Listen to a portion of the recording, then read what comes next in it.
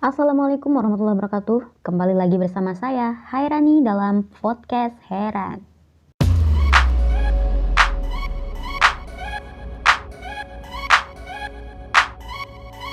Sobat Heran, untuk kali ini saya akan membahas tentang hoax dan bagaimana cara mengatasi hoax di dunia maya. Oke, saya sangat yakin ya bahwa banyak orang tahu apa yang namanya hoax, tapi tidak banyak orang yang tahu bagaimana cara mengatasi berita hoax. Seperti yang kita ketahui ya, akhir-akhir ini dunia maya banyak dimunculkan informasi dan berita palsu atau lebih dikenal dengan istilah hoax oleh sejumlah oknum yang tidak bertanggung jawab. Jika tidak ada kehati-hatian, maka kita sebagai warga internet atau biasa disebut netizen pun bisa dengan mudah termakan tipuan hoax tersebut. Bahkan nih, ikut andil dalam menyebarkan informasi palsu itu. Tentunya hal ini akan sangat merugikan ya bagi pihak korban fitnah. Lalu, bagaimana ya caranya agar tidak mudah terhasut? Nah, berikut 5 langkah sederhana yang bisa membantu dalam mengidentifikasi mana berita hoax dan mana berita asli.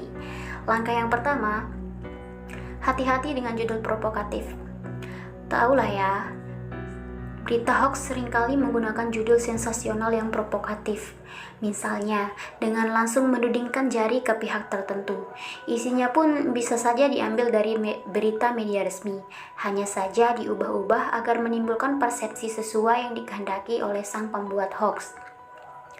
Oleh karenanya, apabila menjumpai berita dengan judul provokatif, sebaiknya kita mencari referensi berupa berita serupa dari situs online yang resmi, kemudian membandingkan isinya, apakah sama atau berbeda.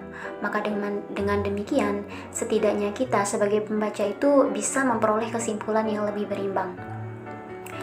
Langkah yang kedua, cermati alamat situs. Nah, untuk informasi yang diperoleh dari website atau mencantumkan link, cermatilah alamat URL situs yang dimaksud. Apabila berasal dari situs yang belum terverifikasi sebagai institusi pers resmi, misalnya nih yang menggunakan domain blog, maka informasinya itu bisa dibilang meragukan. Nah, Sobat Heran, menurut catatan Dewan Pers, terdapat sekitar 43.000 situs di Indonesia yang mengklaim sebagai portal berita loh. Dari jumlah tersebut, yang sudah terverifikasi sebagai situs berita resmi jumlahnya itu tak sampai 300 situs. Artinya, terdapat setidaknya puluhan ribu situs yang berpotensi menyebarkan berita palsu di internet yang mesti diwaspadai. Langkah yang tiga, periksa fakta. Kita harus memperhatikan dari mana berita berasal dan siapa sumbernya. Apakah dari institusi resmi seperti KPK atau Polri? Sebaiknya jangan cepat percaya ya apabila informasi berasal dari pegiat ormas, tokoh publik ataupun pengamat. Perhatikan juga keberimbangan sumber berita. Jika hanya ada satu sumber, maka pembaca tidak bisa mendapatkan gambaran yang utuh. Hal lain yang perlu diamati adalah perbedaan antara berita yang dibuat berdasarkan fakta dan opini. Bagi yang belum tahu apa itu fakta dan opini, fakta adalah peristiwa yang terjadi dengan kesaksian dan bukti, sementara opini adalah pendapat dan kesan dari penulis berita sehingga memiliki kecenderungan untuk bersifat subjektif.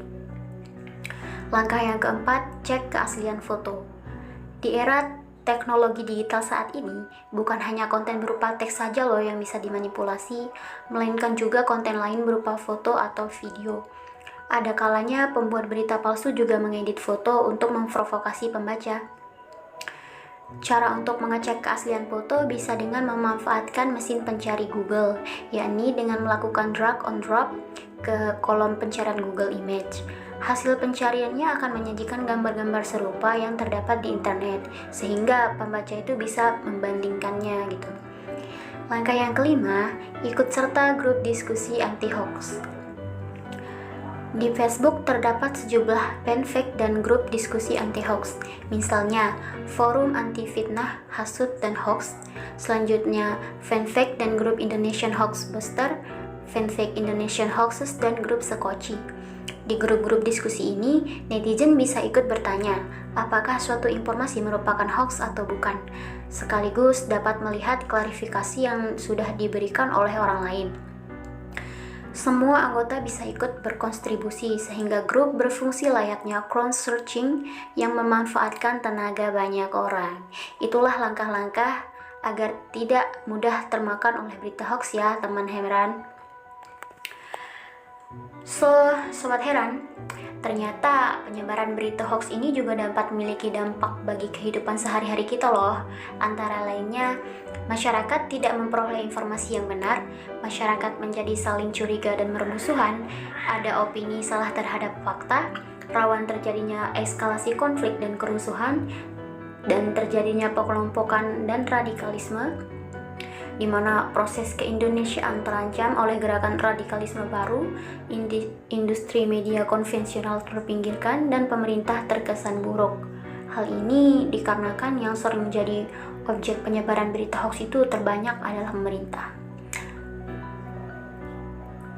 Dan bagi kalian Sobat Heran, jangan lupa ya untuk terus mendengarkan episode selanjutnya hanya di Podcast Heran.